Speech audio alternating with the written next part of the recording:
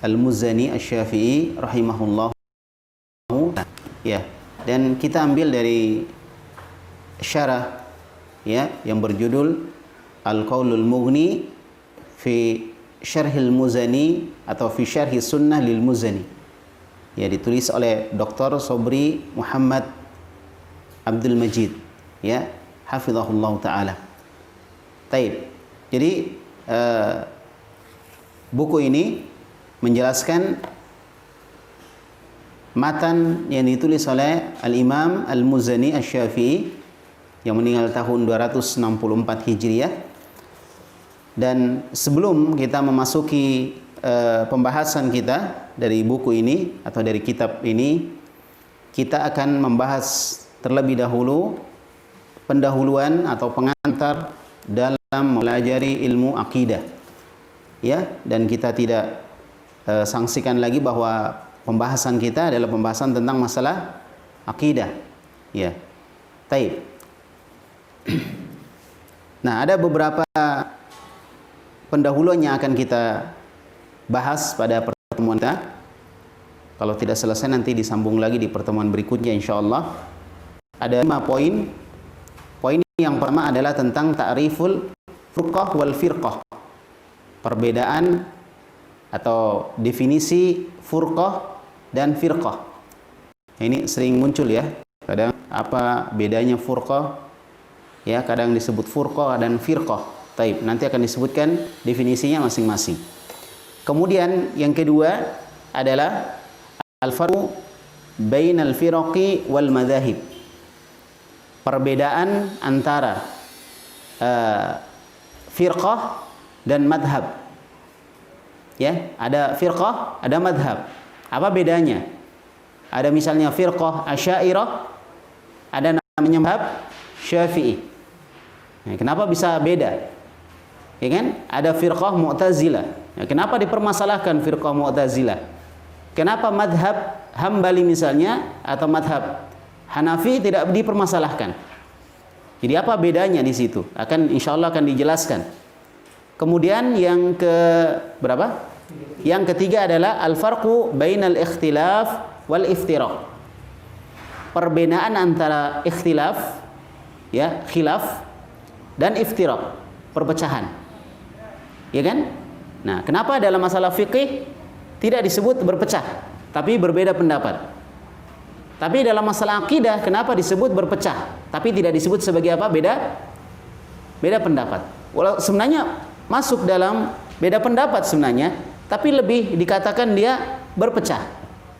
Taib. Akan dijelaskan tentang perbedaan antara ikhtilaf dan iftiraq. Artinya perbedaan pendapat dengan perpecahan. Kemudian poin yang keempat, kita akan menjelaskan juga tentang nasy'atul firaq.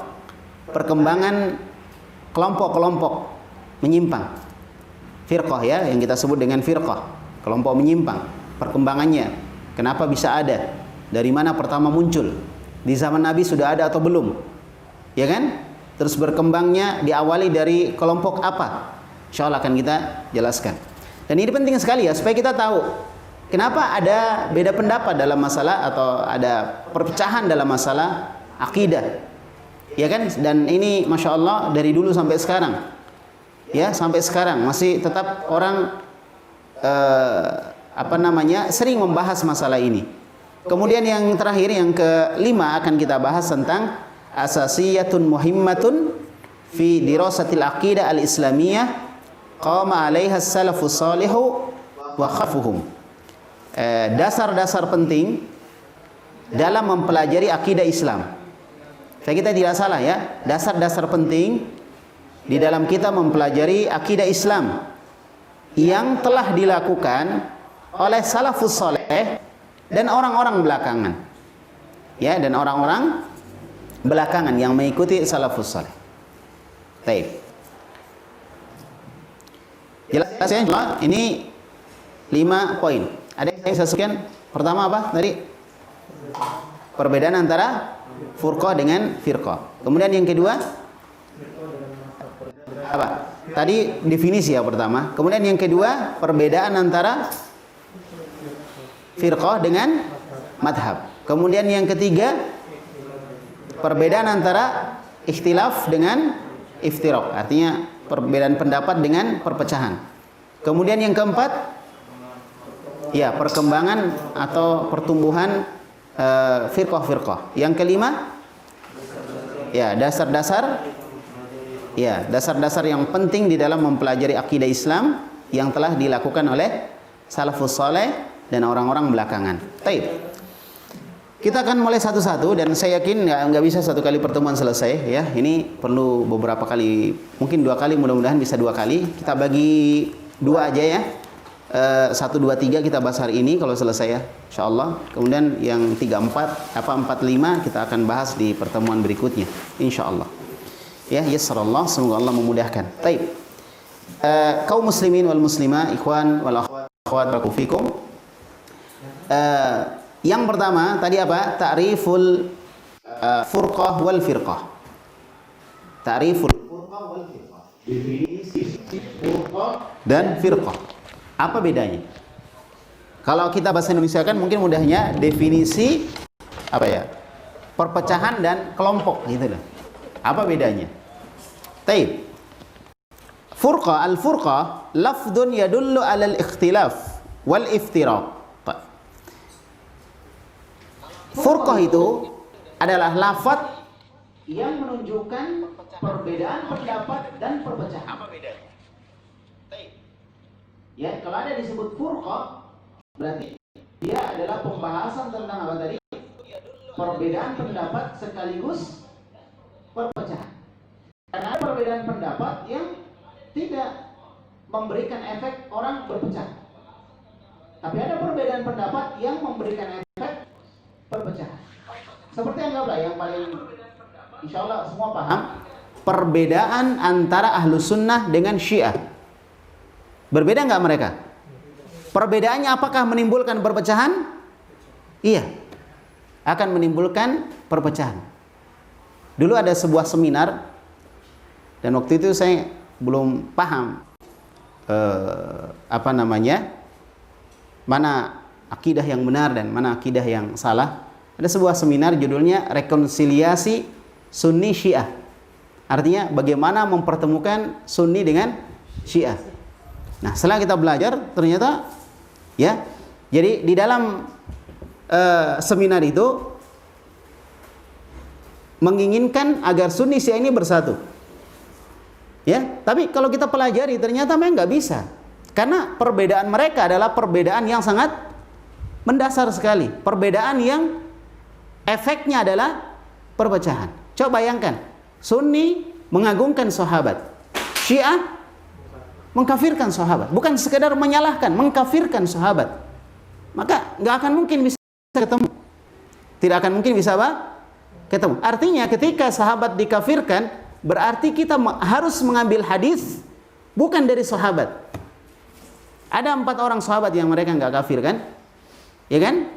Masa hadis cuma diambil dari 4 orang? Yang tidak mungkin 4 orang itu akan terus bersama dengan Rasulullah sallallahu alaihi wasallam. Bahkan dari 4 orang itu tidak ada satupun istri Nabi Muhammad sallallahu alaihi wasallam. Yang ada perempuannya siapa? Fatimah, anaknya Rasulullah. Tapi kan dia bukan istri Nabi, yang tentunya istri Nabi tentunya ya lebih ada hal-hal yang lebih spesifik mereka bisa lihat dari Nabi alaihissalam, dari sunnah-sunnah beliau dibanding dengan siapa? Anaknya. Nah, itu nggak bisa ketemu. Taib, ala kulli hal, furqah itu artinya apa tadi? Lafaz yang menunjukkan perbedaan pendapat sekaligus perpecahan. Kenapa kita sebut juga perpecahan? Karena furqah ini di dalamnya bukan sekedar berbeda, tapi berbeda yang menimbulkan apa? Perpecahan. Artinya kita nggak bisa, misalnya ada firqah, kita dua-duanya ngambil, nggak bisa. Kita kalau dua-duanya harus salah satunya dan pasti berpecah. Oleh karena itu, yang selamatnya adalah semua firqah itu ditinggalkan, kemudian kita mengikuti jalan salafus saleh, Ahlus Sunnah wal Jamaah. Begitu caranya. Dan itu telah ada di dalam hadis Nabi sallallahu alaihi wa ala alihi wasallam ketika menjelaskan tentang perpecahan umat. Taib. Kemudian wal faslu baina syai'ain.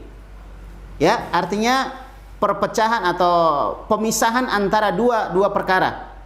Ada 2 hal yang berpisah atau bercerai, itu namanya furqah. Ya, itu namanya furqah. Seperti dalam bahasa Arab dikatakan faraqa syai'u mufaraqatan wa firaqan. Artinya bercerai sesuatu dengan perceraian yang sebenarnya. Ya, dan furqah ini, furqah ini min samatil musyrikin, di antara nama dari nama-nama orang-orang musyrik. Ya kan? Atau di antara karakteristik dari orang-orang musyrik. Jadi orang musyrik itu punya karakteristik, punya hal yang istimewa yang dia miliki, punya sifat yang membedakan dia dengan yang lain. Dan yang paling kentara sekali, kelihatan sekali orang-orang musyrik dari sifat mereka adalah apa? Berpecah. Adalah apa? Berpecah. Dalam surah Ar-Rum ayat 31 dan 32. Itu dihafal ya nanti ya. Surah Ar-Rum ayat 31 dan 32. Allah berfirman, munibina ilaih. Ya, mereka bertobat kepada Allah. Wattaquhu, atau bertobatlah kepada Allah, wattaquhu, dan bertakwalah kepada Allah. Wa aqimus shalah, lalu dirikan salat. Kemudian syahidnya di sini, wala takunu minal musyrikin, dan janganlah kalian seperti orang-orang musyrik. Jadi kita dilarang untuk apa tadi? Menyerupai orang musyrik. Apalagi kalau menjadi orang musyrik, dilarang kita. Menyerupai saja tidak boleh. Jadi hal-hal yang menjadi pengkhususan orang musyrik kita harus jauhi. Kita harus jauhi.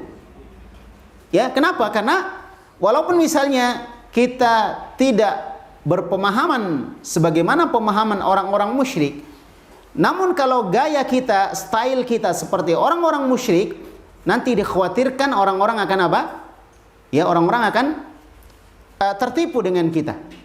Ya kan? Oh, itu bagus itu. Gini. Jadi akhirnya mereka mengikuti jejak orang-orang musyrik. Taib. Jadi jangan kamu seperti orang musyrik. Gimana gaya orang musyrik? Minal ladzina farraqu dinahum wa kanu syi'a. Mereka itu firqah. Mereka memecah gitu. Mereka mencerai-beraikan. Apanya? Dinahum, agama mereka. Minal ladzina farraqu dinahum. Ya. Sifat mereka mencerai-beraikan agama mereka. Wa kanu syi'a, dan mereka bergolong-golongan, berkelompok-kelompok. Kullu hizbin bima ladaihim farihun, dan setiap kelompok saling membanggakan kelompoknya. Jadi salah satu sifat orang-orang musyrik adalah apa? Berpecah. Berpecah. Makanya Ahlus Sunnah wal Jamaah jauh dari sifat perpecahan. Jadi jangan misalnya kita mengaku Ahlus Sunnah, kemudian kita mudah untuk berpecah. Ya kan? Tapi berusahalah untuk mudah dipertemukan atau mudah disatukan. Kalau ada hal yang menjadi jalan kita bisa bersatu, maka kita berusaha untuk bersatu. Selama memang bisa bersatu. Ya kan? Selama perbedaannya adalah perbedaan ijtihadiyah yang masih bisa ditolerir dan bukan dalam masalah akidah. Bukan dalam masalah apa? Masalah akidah. Baik, maka itulah ciri ahlu sunnah. Berbeda dengan orang-orang musyrik. Orang musyrik itu mereka syi'a, berkelompok-kelompok, bergolong-golongan. Kullu hizbin bima ladaihim farihun. Setiap kelompok saling membanggakan kelompoknya. Oleh karena itu, salah satu yang dicela Nabi SAW ketika orang-orang muhajirin memanggil kelompok muhajirin dengan yal muhajirin, wahai orang-orang muhajirin. Kemudian orang-orang ansar memanggil juga kelompoknya ya lil ansar, wahai orang-orang ansar, gitu. Jadi Nabi kemudian mengatakan kepada mereka, ada awal jahiliyah. Apakah ini panggilan-panggilan jahiliyah? Jadi sifatnya orang jahiliyah itu orang-orang musyrik. Ya. Apakah ini panggilan-panggilan jahiliyah? Wa ana baina adhurikum, padahal aku ada di tengah-tengah kalian. Jadi kadang panggilan-panggilan yang sifatnya fanatik kepada seseorang atau kepada kelompok ini bisa menimbulkan perpecahan, dan itulah yang dibenci di dalam Islam. Nah, kemudian wa alaihi fal furqa khilaful ijtima'. Dari dasar ayat ini atau dari dasar ini, maka furqah itu adalah lawan dari ijtima', bersatu. Jadi furqah itu apa tadi? Bercerai-berai, sedangkan ijtima' artinya bersatu. Dan kita dilarang untuk bercerai-berai, dan kita diperintahkan untuk berjamaah, ijtima', berkumpul, bersatu. Ya, di antara ayat yang menunjukkan itu adalah surah Ali Imran ayat 103. Ini dua ayat penting ya, sering menjadi ayat-ayat yang dibaca ya, kaitannya dengan masalah persatuan, ya, kaitannya dengan masalah perpecahan. Taib. Allah berfirman dalam Al-Qur'an menganjurkan untuk bersatu, wa'tasimu bihablillahi jami'a. Hendaklah kalian semua berpegang dengan tali Allah. Tali itu ketika dipegang, maka orang akan bersatu. Ketika dilepas, maka dia akan berpecah dari tali. Jadi, bagaimana orang bisa bersatu? Mereka harus berkumpul di satu titik yang disepakati, baru bisa bersatu. Paham ya? Nah, titiknya apa yang ditentukan dalam ayat ini? Titiknya adalah hablullah, talinya Allah. Maka kalian diperintahkan Allah berpegang dengan tali Allah. Kalau semua berpegang dengan tali Allah, maka itulah titiknya, dan mereka bisa bersatu di situ. Tali Allah itu apa? Banyak tafsiran para ulama, tapi semuanya kembali ke makna yang sama. Ada mengatakan tali Allah adalah Al-Quran, ada mengatakan tali Allah adalah sunnah Rasulullah, ada juga mengatakan Al-Quran dan sunnah, ada juga mengatakan syariat Allah, macam-macam definisi para ulama atau penafsiran para ulama. Tapi semua bertemu dalam satu poin, yaitu kembali kepada Al-Quran dan sunnah Nabi alaihi salatu wassalam. Taib.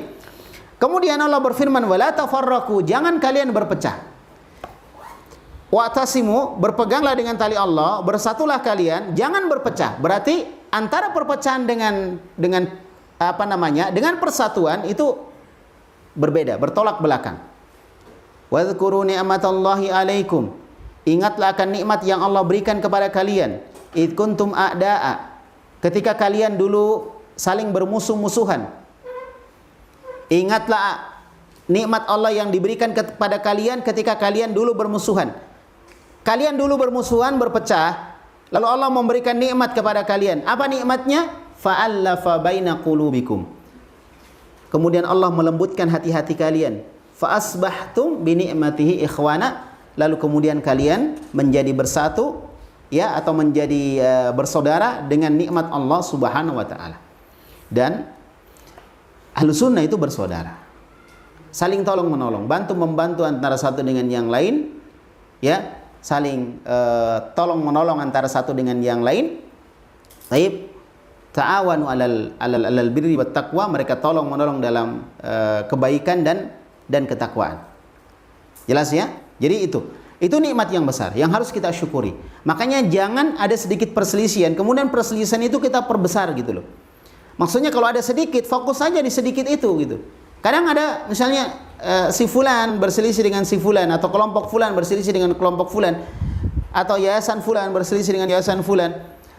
Kalau masalahnya cuma satu titik, ya harusnya dia fokus ke titik itu, diselesaikan. Jangan kemudian melebar ke titik yang lainnya yang asalnya tidak ada perselisihan di situ. Paham ya?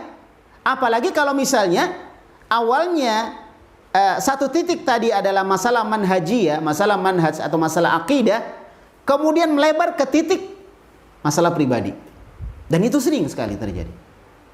Ya, melebar ke masalah titik apa? Masalah pribadi. Dan itu tidak menyebabkan orang keluar dari Ahlus Sunnah wal Jamaah. Kalau titik yang poin satu tadi memang berkaitan dengan masalah manhajiyah, sudah. Memang di situ hal yang orang bisa keluar dari manhaj atau jalan Ahlus Sunnah wal Jamaah. Tapi kemudian jangan disangkut pautkan dengan masalah pribadi. Dia itu suka menggibah, dia itu suka misalnya apa lagi namanya? apa ya misalnya, apalah gitulah. Itu masalah pribadi. Jelas ya? Jadi kalau misalnya kita berselisih dalam masalah manhaj, fokus dalam masalah manhaj. Jangan masalah pribadinya dimasukkan. Dan sering seperti itu. Kadang masalah manhajnya sudah selesaikan masalah manhajnya, tapi apa? Masalah pribadinya nggak selesai. Sering kan terjadi seperti itu. Karena apa? Tidak fokus ke satu titik. Oleh karena itu, sifat dari ahlu sunnah adalah apa?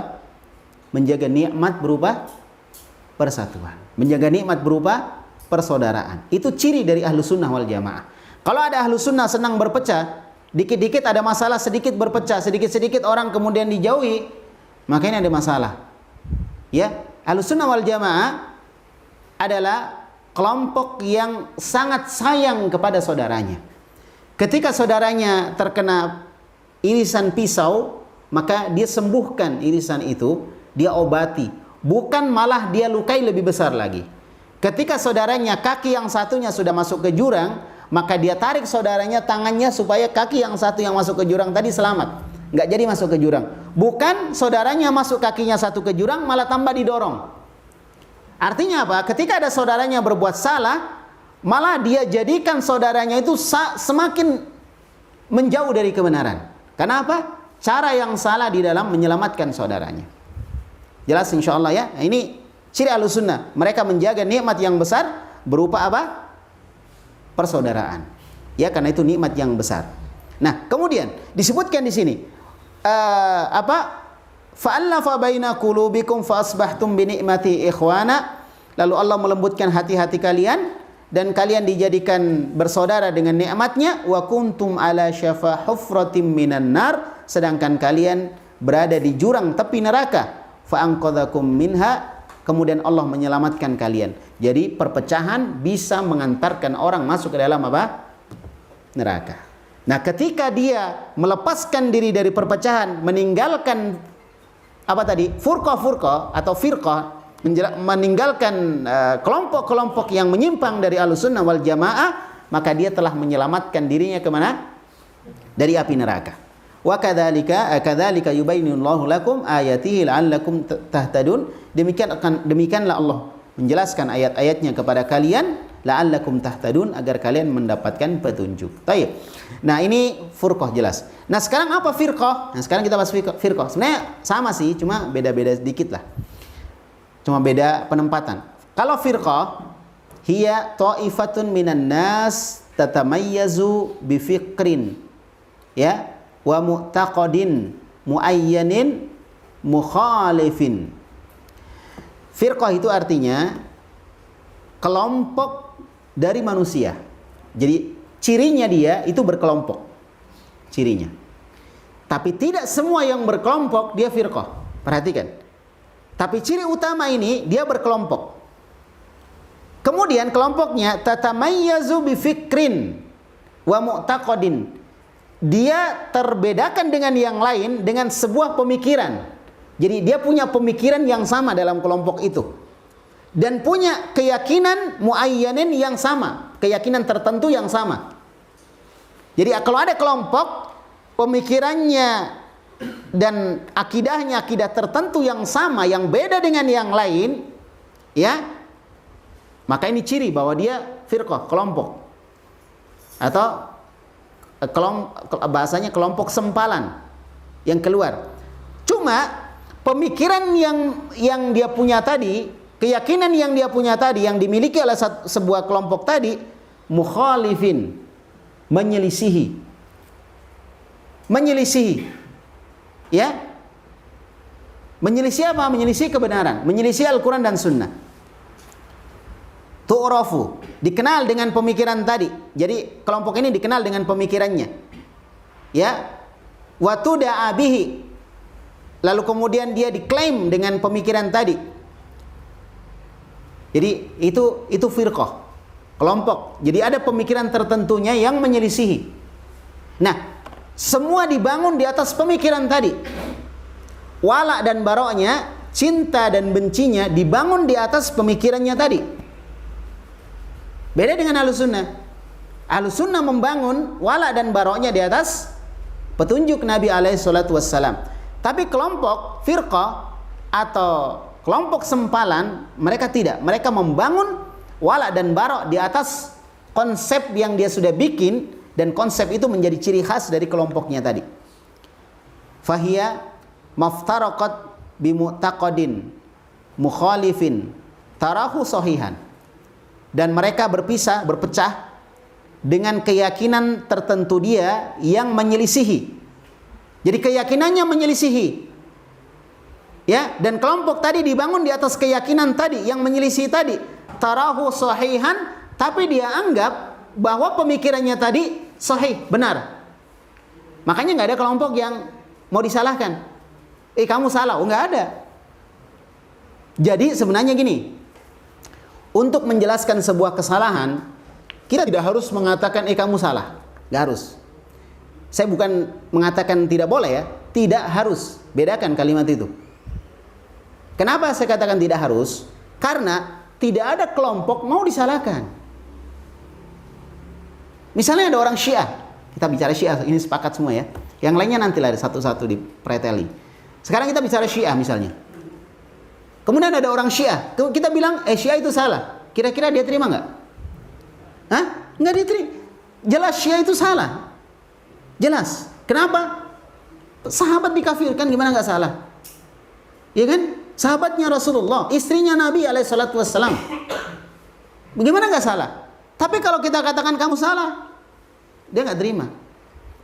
Jadi ada sebuah metode, wallahu alam, dan ini juga saya gunakan di dalam menjelaskan kesalahan ya, yaitu kita memperbaiki kesalahan orang lain bukan dengan menyebut kesalahan dia, tapi dengan menyebut kebalikannya, menjelaskan kebalikannya. Apa itu? Kebenaran. Paham? Kita jelaskan ini yang benar. Jadi nanti dia tahu, oh ya berarti saya salah ya gitu. Nggak perlu kita katakan, kamu salah gitu. Kesalahan kamu di sini-sini. Enggak. Kita bisa menjelaskan yang benarnya. Kalau yang benarnya yang kita jelaskan pertama, orang itu nggak merasa bahwa dia di justice, diklaim gini-gini. Enggak. Ya kan?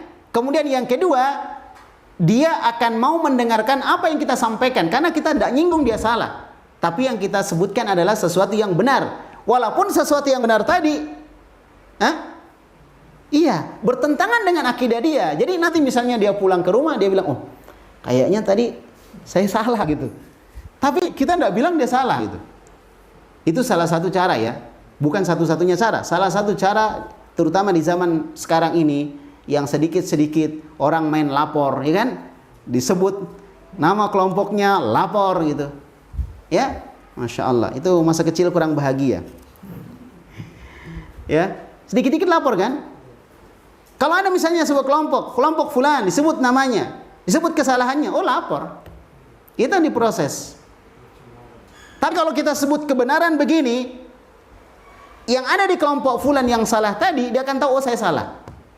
Nggak ada lapor-laporan, karena pertama kita nggak nyebut nama kelompok, yang kedua kita nggak sebut kesalahan kelompok ini begini, jadi kita sebutnya secara umum kebenaran. Yang menjelaskan kebenaran tadi akan apa?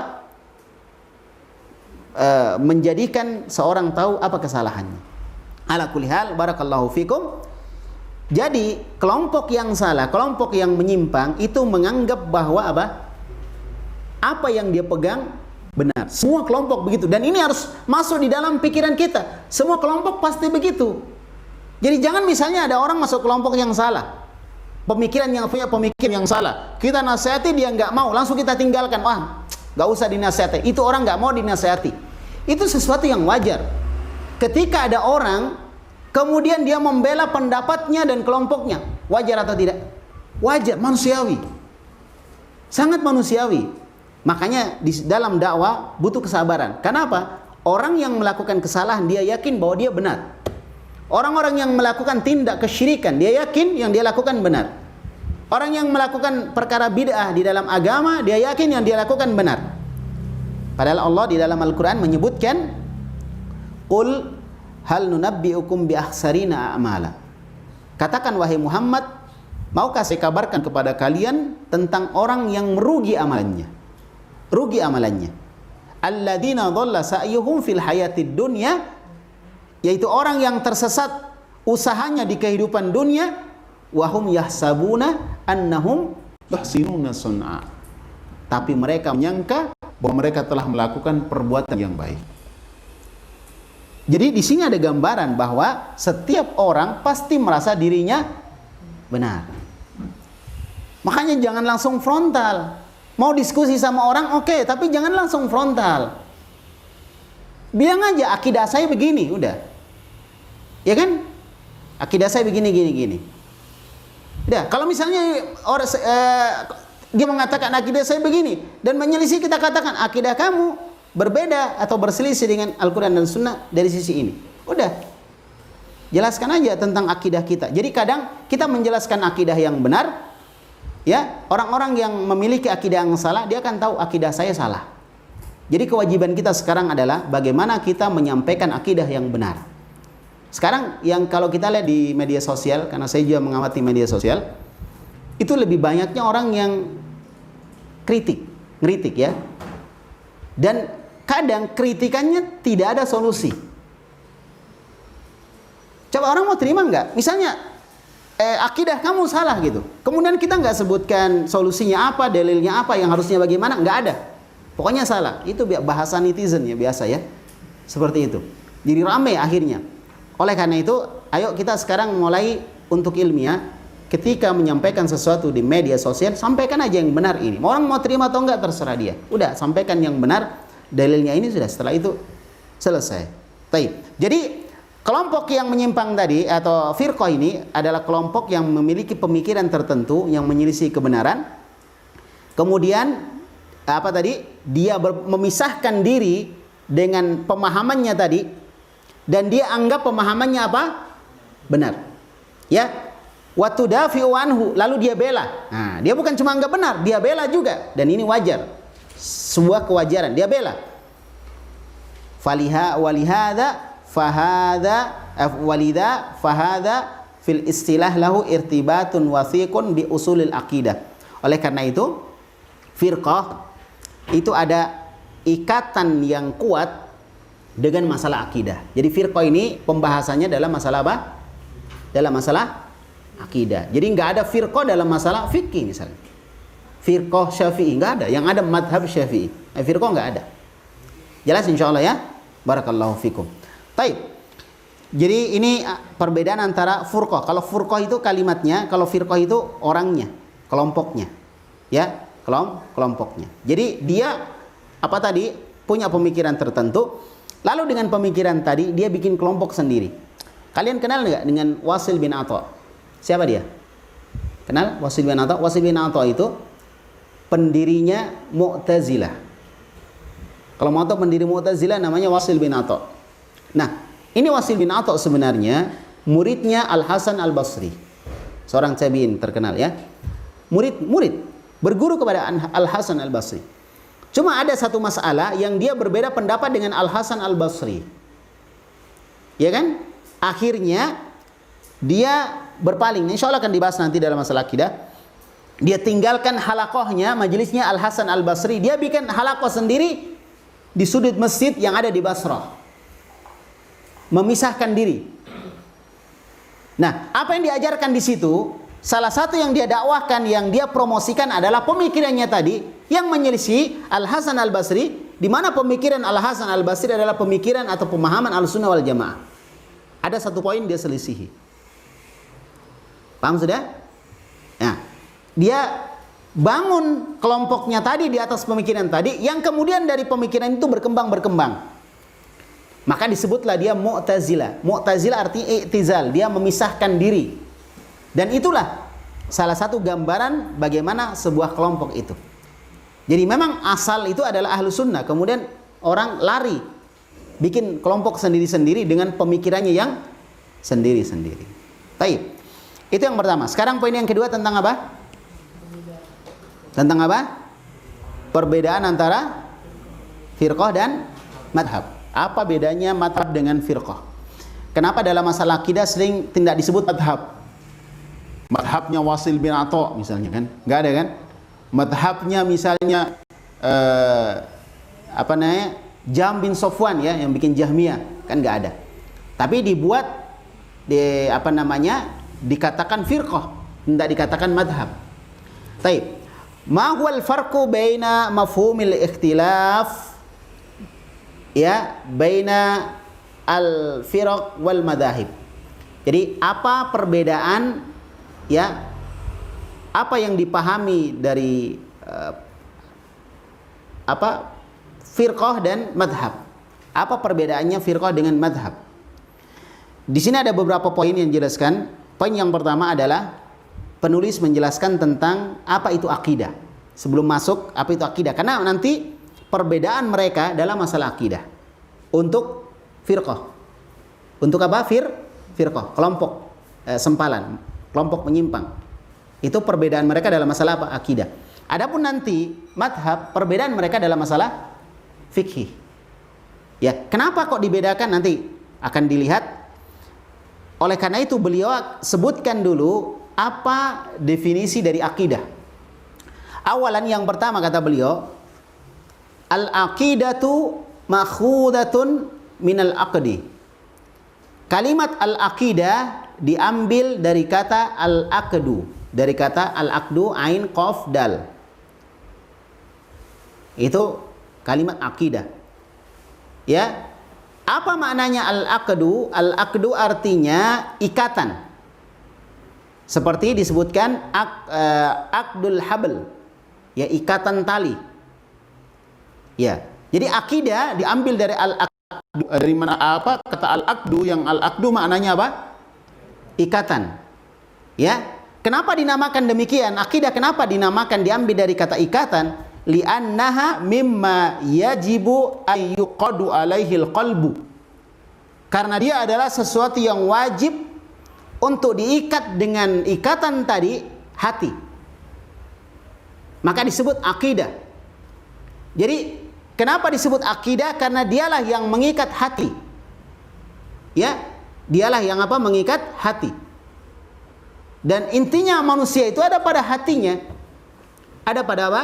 Hatinya. Kalau baik hatinya, insya Allah luarnya akan baik. Kalau jelek hatinya, luarnya akan jelek. Ya kan? Jadi hati sangat mempengaruhi bagaimana seseorang. Taib. Nah, wal aqaidu hiya ma yuqadu alaihil qalbu. Jadi akidah itu artinya sesuatu yang diikat dengannya hati atau diikat di atasnya hati. Hati diikatkan di atas keyakinan. Maka keyakinan tadi itulah akidah. Wala yataraddadu fihi. Kemudian tidak ada kebimbangan di dalam hal tersebut. Wala yashukku fi sihhatihi. Dan dia tidak ragu dengan benarnya apa yang dia yakini. Jadi kalau misalnya seorang yakin dengan apa yang dia yakini, maka yang dia yakini menjadi apa? Akidah. Nah sekarang, keyakinan semua orang ada yang benar, ada yang salah, atau semuanya benar? Hah? Keyakinan seseorang ada yang benar, ada yang salah, atau semuanya benar? Ya? Ada yang benar, ada yang salah. Makanya akidah tidak selamanya benar. Ada akidah yang benar, ada akidah yang salah. Akidahnya orang musyrik punya akidah atau tidak? Orang musyrik punya akidah? Punya. Dia tidak punya tauhid, tapi dia punya akidah. Pahami baik-baik ya? Dia tidak punya tauhid, tapi dia punya akidah. Nah, tauhid ini juga adalah salah satu bagian dari akidah. Akidah tauhid. Jadi tauhid itu akidah. Namanya akidah tauhid. Dan ini akidah yang benar. Tapi ada akidah yang salah, akidah orang musyrik. Jadi apa yang diyakini orang musyrik, bahwa Tuhan itu harus banyak gitu. Berhala-berhala itu bisa jadi sesembahan. Bahwa nanti dalam kondisi sulit baru meminta kepada Allah. Kalau dalam kondisi senang meminta kepada berhala. Itu akidah, keyakinan orang musyrik. Maka disebut dia akidah orang musyrik. Kenapa? Karena itulah yang mengikat hatinya. Itulah yang mengikat hatinya.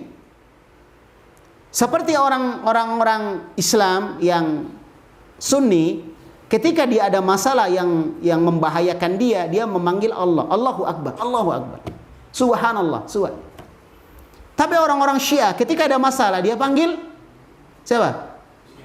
Iya, dia panggil Ali misalnya. Ya Ali, ya Husain.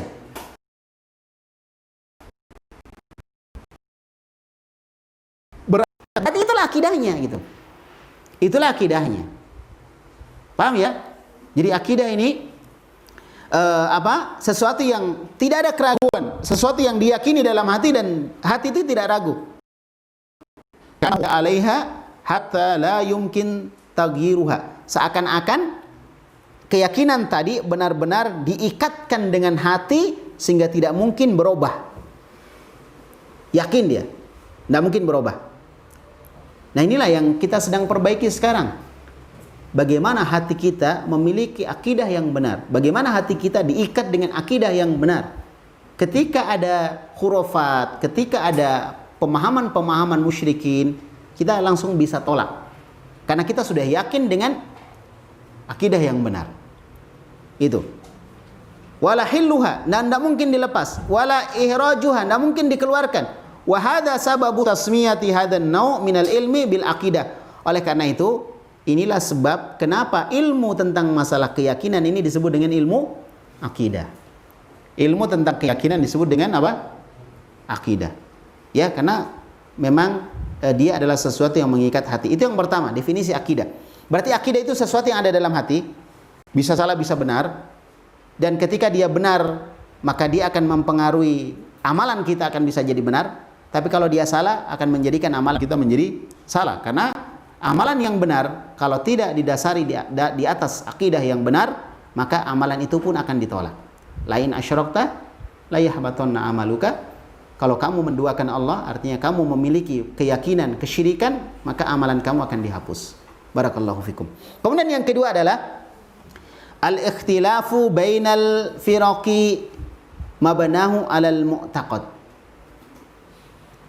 Perselisihan di antara firqah, di antara kelompok-kelompok sempalan, kelompok-kelompok firqah dibangun di atas akidah. Jadi perselisihan mereka dibangun di atas akidah.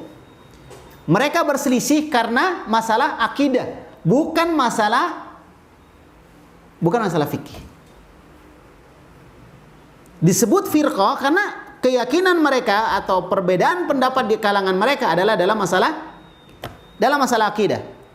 Kal ikhtilafi baina ahli sunnati wa ghairihim, seperti perbedaan ahli sunnah dengan selain ahli sunnah. Perbedaannya dalam masalah apa? Akidah. Perbedaannya dalam masalah akidah. Makanya jangan orang cuma beda menggerak-gerakkan jari atau tidak ketika sholat, atau qobat atau tidak ketika sholat, ya, ketika i'tidal, atau misalnya apa ya, perbedaan bacaan doa istiftah misalnya, atau perbedaan ketika sholat mayat, ya, ketika setiap takbir diangkat tangan atau enggak, ya kan, ketika sholat Aid setiap takbir diangkat tangan atau enggak, itu kan beda pendapat. Jangan kemudian itu menjadikan seorang dijadikan dasar untuk dia berpecah. Itu namanya salah alamat. Kenapa? Bukan dalam masalah akidah. Sedangkan firqah, perpecahan, ya, dibangun perselisihan mereka di atas masalah akidah. Jadi jangan sampai kita salah. Ada orang yang sebenarnya bagus dalam masalah akidahnya, bagus ini bagus, ya kan? Tidak ada masalah dalam masalah akidah, cuma beda masalah fikih, kemudian kita berpecah. Itu salah, kesalahan. Taib, itu kesalahan.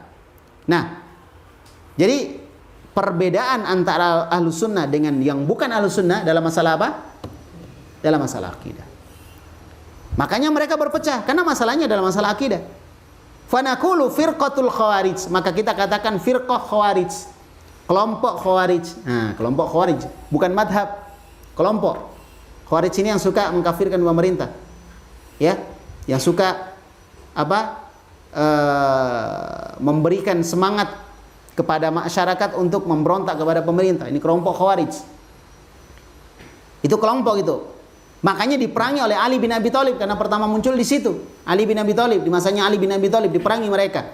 Mereka dulu dikenal dengan Haruriyah, kelompok Haruriyah, karena mereka tinggal di sebuah kampung yang bernama Harura. Ya, sekarang lebih dikenal dengan apa? Khawarij. Ya, Khawarij. Ya, seperti itu pemahamannya. Ya, kalau pemerintah nggak ada benarnya di mata mereka. Semua yang dilakukan pemerintah salah. Gitu kan? Nah, itu Khawarij. Ini kelompok, bukan madhab. Atau firqatul Mu'tazilah, kelompok Mu'tazilah. Karena pemahaman dia perbedaan pendapat. Kenapa Mu'tazilah memisahkan diri dari Ahlus Sunnah, atau kenapa Mu'tazilah tidak dianggap sebagai Ahlus Sunnah? Kenapa? Karena perbedaan antara Ahlus Sunnah dan Mu'tazilah adalah perbedaan dalam masalah akidah. Ya, dalam masalah akidah tentang pelaku dosa besar, apakah dia kekal di neraka atau tidak? Ya kan? Apakah dia kafir atau tidak? Itu perbedaan dengan Ahlus Sunnah di situ.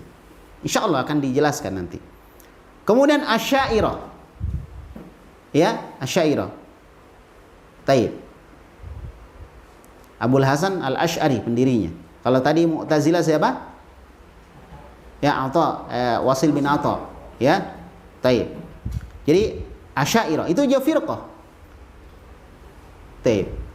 Walaupun ada sisi-sisi di mana Asy'ariyah itu dekat kepada Ahlus Sunnah, tapi mereka punya sisi yang beda dengan Ahlus Sunnah.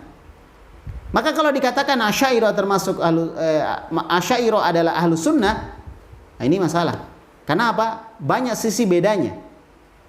Ya, banyak sisi bedanya. Itu yang pertama. Yang kedua, Abul Hasan Al-Asy'ari di akhir kehidupan beliau bertobat. Beliau tulis buku yang berjudulnya Al-Ibanah an Usulid Diyanah. Saya punya buku itu tipis, insyaallah mudah-mudahan kita bahas suatu saat. Walaupun orang-orang Asy'ariyah mengatakan bahwa itu buku dikarang. Ya memang dikarang, tapi yang karang Abul Hasan Al-Asy'ari gitu ya. Dia bilang dikarang-karang. Itu salah, nggak benar katanya. Tapi insyaallah nanti kita lihat. Jadi di situ dia mengakui kebenaran akidahnya Imam Ahmad bin Hanbal. Ya, disebut dengan buku putih. Memang sampulnya putih. Ya, taib. Itu tentang Asy'ariyah. Itu sisi. Berarti Asy'ariyah pemahaman dia memang berbeda dengan Ahlus Sunnah. Apa buktinya? Buktinya Abul Hasan Al-Asy'ari yang membuat pemikiran Asy'ariyah ditinggalkan. Kemudian dia menuju kepada pemahaman Ahlus Sunnah wal Jamaah, akidahnya Imam Ahmad bin Hanbal. Taib. Kemudian Rawafid, firqah Rawafid, kelompok Rawafid. Rawafid itu Rafidah. Siapa Rafidah? Syiah. Ini ya kelompok. Ya, kenapa disebut kelompok? Karena perbedaannya dalam masalah akidah, gitu. Kenapa disebut kelompok mereka firqah? Karena perbedaannya dalam masalah akidah. Wal Qadariyah, kelompok Qadariyah. Ya, kelompok Qadariyah. Ada lagi Jahmiyah, kelompok Jahmiyah dan lain sebagainya dari kelompok-kelompok yang kelompok tadi berpecah karena dalam masalah akidah. Boleh jadi sholatnya sama, cuma akidahnya beda. Gitu. Wallahu a'lam bishawab. Nah, kemudian fal asluhum Ahlus Sunnah wal Jamaah. Asalnya mereka adalah Ahlus Sunnah. Maksudnya yang asal itu adalah Ahlus Sunnah. Jadi asalnya mereka dari Ahlus Sunnah, kemudian apa? Menyempal gitu. Asalnya Ahlus Sunnah, kemudian apa? Menyempal. Jadi asalnya agama ini adalah Ahlus Sunnah, bukan asalnya Mu'tazilah. Dulu nggak ada Mu'tazilah, tapi dari dulu Ahlus Sunnah ada. Cuma mungkin tidak dinamai dengan Ahlus Sunnah. Tapi dari sisi prakteknya Ahlus Sunnah, karena mereka mengamalkan sunnah. Apa yang diamalkan para sahabat? Sunnah. Yang diamalkan para sahabat adalah sunnah. Maka mereka adalah Ahlus Sunnah, ahli dalam masalah sunnah, karena itu yang diamalkan. Adapun Mu'tazilah tidak ada di zaman Nabi, nggak ada, prakteknya nggak ada di zaman Nabi alaihissalatu wassalam. Asy'ariyah nggak ada di zaman Nabi. Makanya di zaman para sahabat ada nggak yang kemudian berpendapat Allah di mana-mana? Di zaman sahabat, coba ada nggak yang berpendapat begitu? Nggak ada. Tapi kalau Allah di atas langit, banyak pendapat begitu. Nanti insya Allah ini di pembahasan awal dari kitab Syarh Sunnah lil Muzani, yang pertama dia bahas tentang di mana Allah. Yang pertama dibahas tentang itu. Insya Allah akan kita lihat pendapat para sahabat, ucapan para tabi'in, ucapan atba'ut tabi'in, ucapan para imam-imam tentang Allah di atas langit. Dari dulu seperti itu. Nah, sedangkan Allah di mana-mana. Pernahkah di zaman Nabi kemudian itu menyebar pemikiran seperti itu? Nggak pernah. Terus dari mana dapat ini pemikiran? Coba dari mana? Dari orang-orang belakangan. Dari orang-orang belakangan. Ya, maka benarlah apa yang dilakukan oleh Imam Abul Hasan Al-Asy'ari dengan apa? Rujuknya beliau kepada Ahlus Sunnah wal Jamaah. Taib. Kemudian Qadariyah. kelompok Qadariyah, Ahlus Sunnah wal Jamaah ini asal. Wa ashabul manhaj al mutamassil fil Quran wa sunnatin Nabi sallallahu alaihi wa ala alihi wasallam. Dan mereka adalah orang-orang yang mengikuti jejak, menerapkan atau mengikuti Al-Quran dan sunnah Nabi Muhammad sallallahu alaihi wasallam. Itulah Ahlus Sunnah wal Jamaah. Ya. Wal Quran indahum qat'iyyut thubut. Menurut Ahlus Sunnah, Al-Quran itu pasti periwayatannya. Enggak diragukan lagi periwayatannya. Pasti benar gitu. Qat'iyyud dalalah. Pasti pendalilannya. Yang ditunjukkan oleh ayat Al-Quran itu pasti. Ya, ghaliban secara umum. Wa illa naqulu qat'iyyul istidlal. Jika tidak, paling tidak kita mengatakan Al-Quran adalah pasti untuk dijadikan sebagai dalil. Ya. Jadi kalau hadis kan masih enggak boleh itu jadi dalil karena itu lemah hadisnya. Tapi kalau Al-Quran enggak ada begitu. Kalau orang mengambil dalil dari Al-Quran harus diterima dalilnya. Cuma nanti yang jadi masalah adalah ketika dia salah memahami dalil. Nah, itu. Tapi kalau Al-Qurannya diterima, cuma ketika dia salah di dalam memahami dalil, nah ini yang ditolak. Ya ini yang ditolak. Seperti beberapa ayat Al-Quran kemudian dijadikan dalil bahwa jilbab tidak wajib misalnya. Ya kan? Walaupun dia seorang doktor atau profesor yang mengatakan seperti itu, tapi menyelisihi. Dalilnya benar dari Al-Quran, cuma pendalilannya ini yang bermasalah. Ya, taib. Kemudian disebutkan wasunnatu idza sabatat fahiya qat'iyatud dalalah ghaliban. Sunnah juga demikian. Jika dia sahih, maka dia juga pasti pendalilannya. Artinya boleh dijadikan dalil. Wa illa naqulu qat'iyul istidlal. Jika tidak, kita katakan bahwa sunnah itu adalah sesuatu yang pasti untuk dijadikan sebagai dalil.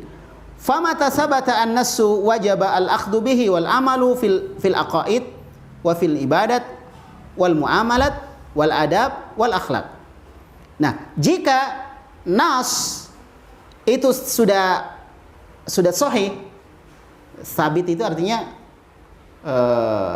pasti gitu. Sudah pasti itu sudah sahih baik dari Al-Qur'an dan hadis, maka wajib untuk diamalkan. Ya, kalau dari Al-Quran wajib untuk diamalkan. Hadis juga kalau hadisnya sudah sahih, maka wajib untuk apa?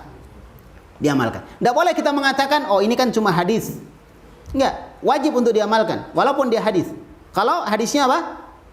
Sahih. Adapun kalau hadisnya tidak sahih, ya nggak bisa diamalkan. Karena gini, saya sering gambarkan ya, hadis itu kalau kita ibaratkan adalah sesuatu yang kita jadikan sebagai dalil, ya kan? Dalil hukum, sebuah hukum. Jadi ibaratnya sebuah benda, kemudian benda ini memiliki bayangan. Bayangan itulah hukum. Jadi kalau misalnya bendanya lurus, bayangannya pasti akan lurus.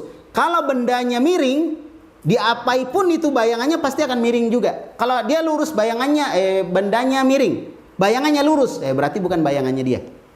Nah, sama dengan hadis. Kalau hadisnya sahih, untuk dijadikan hukum tepat, hukumnya pasti benar. Atau kalau dia salah bisa dibenarkan, bisa diluruskan. Ya. Tapi kalau hadisnya sudah salah, hukumnya pasti akan salah. Karena hadisnya sudah salah, sudah bengkok. Bayangannya pasti akan apa? Akan bengkok. Makanya hadis yang lemah, hadis yang maudhu, hadis yang palsu itu tidak bisa dijadikan sebagai dasar hukum. Tidak bisa dijadikan sebagai dasar hukum, kecuali kalau kelemahannya tidak terlalu lemah, ya, dan ada beberapa hadis yang semakna dengan itu, maka bisa dikuatkan, bisa naik kekuatannya. Atau hadis yang lemah tadi sekedar menjadi pendukung dari hadis yang sahih, maka boleh dipakai, pendukung saja, tapi bukan asal.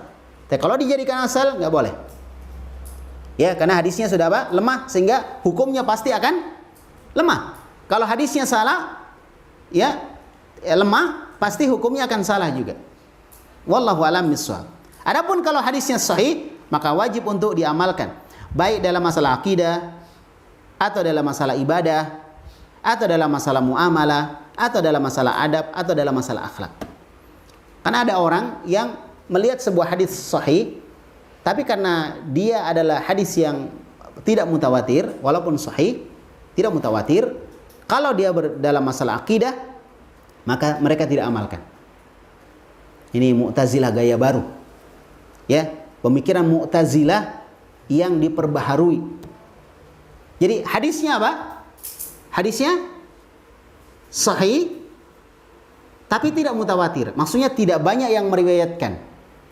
Ya, taib. Mungkin cuma 9 jalan dan seterusnya. Tapi hadis itu berbicara tentang masalah apa? Akidah. Menurut mereka tidak bisa diamalkan. Tapi kalau dia berbicara masalah fikih, baru bisa diamalkan. Nah ini salah, membeda-bedakan. Intinya kalau hadisnya sahih, maka bisa diamalkan. Apakah dia dalam masalah akidah, dalam masalah ibadah, dalam masalah muamalah, masalah adab, masalah akhlak, dan lain sebagainya. Ya, wahada bittifaqin, dan ini menurut kesepakatan. Menurut kesepakatan. Khilafan di katsirin minal mutakallimin alladzina ya taghaddu bil kufri al Yunani. Ya kan? Beda dengan kebanyakan dari ahli kalam. Siapa ahli kalam? Para filsafat, apa filosof, ahli filsafat. Itu ahlul kalam. Orang berbicara Islam tapi dengan sudut pandang filsafat. Ahlul kalam. Makanya ininya jalan. Ini jalan. Contoh. Allah turun ke langit dunia. Dipikir dulu. Nanti kalau Allah turun langit ke dunia Indonesia, nanti kemudian kita sudah pagi di sana malam, berarti Allah turun lagi di sana. Berarti Allah nggak pernah ke langit dong, dia turun terus. Karena apa ini? Akal. Berarti dia ahlul kalam. Bicaranya dengan akal. Masalah Allah, kita harus yakin bahwa Allah itu ala kulli syai'in qadir, mampu melakukan segala sesuatu yang tidak masuk akal kita. Ya, tidak masuk akal kita. Masya Allah. Orang aja bisa meninggal dengan waktu yang sama di beberapa tempat, bersamaan meninggal. Allah bisa kok. Allah kasih nafas orang dengan waktu yang sama, di waktu yang sama. Mencabut nyawa orang, mencabut nafas orang di waktu yang sama. Bisa. Ala kulli hal, bahwa ketika ada dalil dari Al-Quran dan Sunnah menjelaskan tentang sifat Allah, kewajiban kita adalah yakin masuk akal kita atau tidak. Yang penting riwayatnya apa tadi? Sahih. Baik dari Al-Quran maupun dari hadis Nabi SAW, tanpa melihat apakah dia hadisnya mutawatir atau ahad. Semuanya dipakai. Baik. Jadi berbeda dengan kebanyakan dari ahli kalam, di mana mereka telah memakan kekufuran dari orang-orang Yunani. Karena filsafat asalnya, salah satu tempat asalnya dari Yunani. Makanya disebut filsafat. Ya, dari bahasa Yunani, philo dan sophia. Nah, bahasa Yunani atau bahasa Romawi itu. Ya. Taib. Itu dari sana asalnya Yunani. Makanya salah satu titik kemunduran kaum muslimin adalah ketika buku-buku filsafat diterjemahkan ke dalam bahasa Arab. Itu salah satu titik kemunduran kaum muslimin. Ketika mereka mulai meninggalkan agamanya Al-Quran dan hadis, kemudian melirik kepada ilmu filsafat orang-orang Yunani dan Romawi. Ya, summa i'tizali. Ya, kemudian diambil dari orang-orang i'tizal, orang-orang Mu'tazilah. Orang-orang Mu'tazilah luar biasa kalau dalam masalah filsafat. Ya kan? Dalam masalah filsafat, Masya Allah. Tapi dia nggak berpikir bahwa sesuatu hal yang tidak bisa kita pikirkan dan bisa dilakukan oleh Allah, itu harusnya mereka pikir bahwa Allah bisa melakukan itu, walaupun tidak masuk di akal kita gitu. Harusnya. Nah, ya, ini orang filsafat. Jadi orang ahlul kalam itu selalu ceritanya selalu ke ini, kepikiran. Nanti kalau Allah di atas arasy, atau arasy jadi di atasnya Allah, di atasnya arasy, atau kursi jadi tempat kakinya Allah, nanti kursinya berarti harus lebih besar dari Allah dan seterusnya dan seterusnya. Contohnya manusia, kursinya harus lebih besar. Kalau kecil kursinya orangnya jatuh gitu. Itu akal. Jadi intinya ketika kita memahami nama-nama dan sifat Allah, taslim, terima. Jangan kita pikirkan bagaimana, karena kita tidak akan sampai ke situ. Karena itu sesuatu yang kita tidak lihat, kita nggak akan sampai ke situ. Jelas ya? Seperti itu. Nah, kemudian fa'asarra fihim min wujuhin katsiratin. Ya, kemudian pemikiran Yunani tadi, pemahaman ilmu filsafat dari Yunani tadi kemudian memberikan pengaruh yang besar ya kepada mereka. Sehingga akidahnya banyak menyimpang. Wa man tabarra'a minhum bi ukhratin faqad usima. Siapa yang berlepas diri dari mereka, maka sungguh dia akan dijaga oleh Allah Subhanahu wa taala. Nah, kaum muslimin wal muslimah barakallahu fikum. Kemudian kita masuk kepada pembahasan al-firqah wal firqatu qad takunu muslimatan wa ghairu muslimatin. Kelompok itu firqah itu bisa jadi dia masih muslim, bisa jadi dia sudah keluar dari Islam. Tergantung apa yang dia yakini dari akidah. Apa yang dia yakini? Ada orang yang meyakini misalnya seperti kelompok Wihdatul Wujud. Dia meyakini semua yang ada ini adalah Allah. Misalnya dia pegang tisu ini adalah Allah. Dia pegang buku adalah Allah.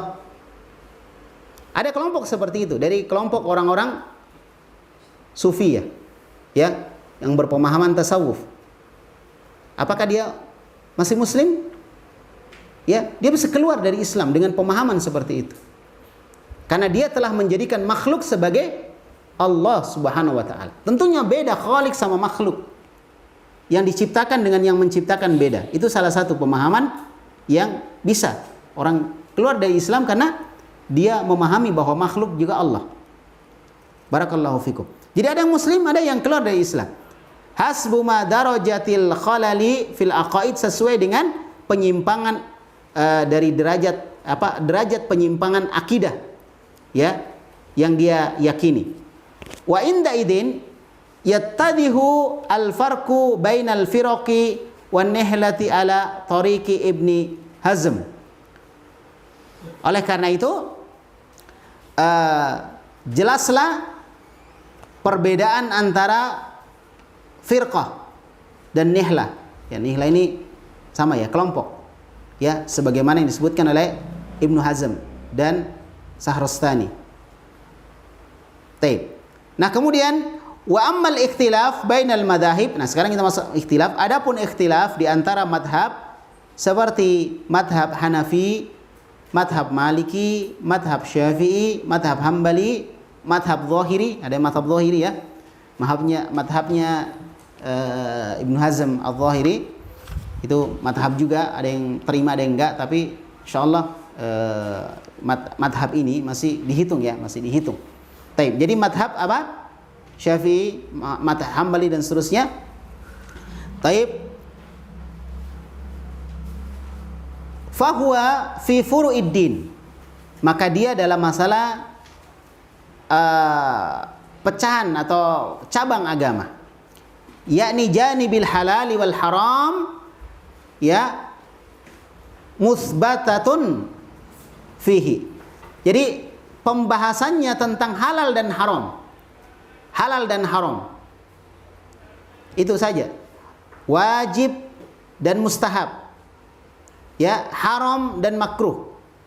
Itu pembahasannya. Dalam masalah apa? Fikih. Jadi perbedaan pendapat di antara mereka, apakah ini haram ataukah ini halal, apakah ini sunnah mustahab, apakah ini makruh. Ya, ini pembahasannya dalam masalah fikih cuma itu, bukan masalah akidah. Bukan masalah akidah. La fi usulil aqaid. Ya, bukan dalam masalah pokok akidah. Oleh karena itu kita tidak katakan firqatul Hanafiyah wal Malikiyah wal Syafi'iyah wal Hanabilah. Maka kita tidak katakan firqah Syafi'i, firqah siapa? Hambali, tidak. Tapi kita katakan madhab Syafi'i, madhab Hambali. Ya. Taib. Oleh karena itu istilah firqah ini berkaitan dengan masalah apa tadi? Dengan masalah akidah. Dengan masalah akidah. Taib.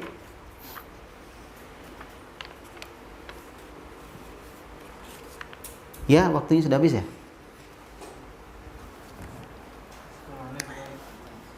Taib, masih ada waktu beberapa menit. Ya, kita cukupkan dulu ya pembahasan kita. Taib. Intinya tadi untuk pembahasan poin yang kedua, walaupun nggak selesai tapi insya Allah ini sudah bisa dipahami. Untuk pembahasan kedua, apa perbedaan firqah dengan madhab? Apa perbedaan firqah dengan madhab? Kalau firqah, mereka berpecah dalam masalah akidah. Jadi akidah itu yang menyebabkan mereka harus berpecah. Tapi madhab yang menyebabkan mereka berselisih adalah masalah fikih, masalah halal haram, masalah sunnah, mustahab dan lain sebagainya, wajib gitu. Ya, makruh itu. Menurut madhab ini sunnah. Menurut madhab ini wajib kan itu. Apa hukum salat Id misalnya? Madhab ini mengatakan wajib. Madhab ini mengatakan enggak, ini sunnah muakkadah. Bedanya masalah seperti itu. Itu dalam masalah apa? Fikih. Ya. Terus misalnya doa istiftah, apakah wajib atau enggak atau mustahab? Itu dibahas dalam masalah fikih. Dan itu tidak ada kaitannya dengan masalah keyakinan. Dengan masalah keyakinan atau masalah akidah.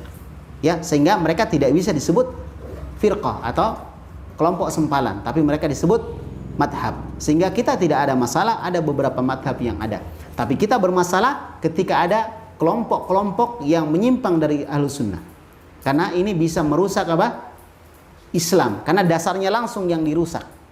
Kalau dasarnya rusak, ke atasnya bisa jadi rusak.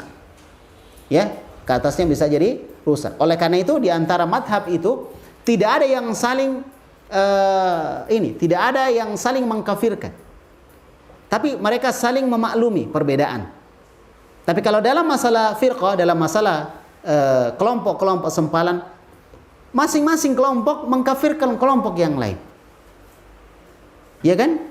Taib. Oleh karena itu barakallahu fikum, ini jelas berbeda antara firqah dengan madhab. Berbeda antara firqah dengan madhab.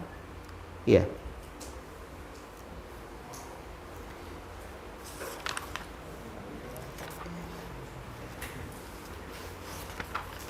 Ya, kita lanjut di pertemuan akan datang insyaallah. Masih di poin yang keberapa tadi?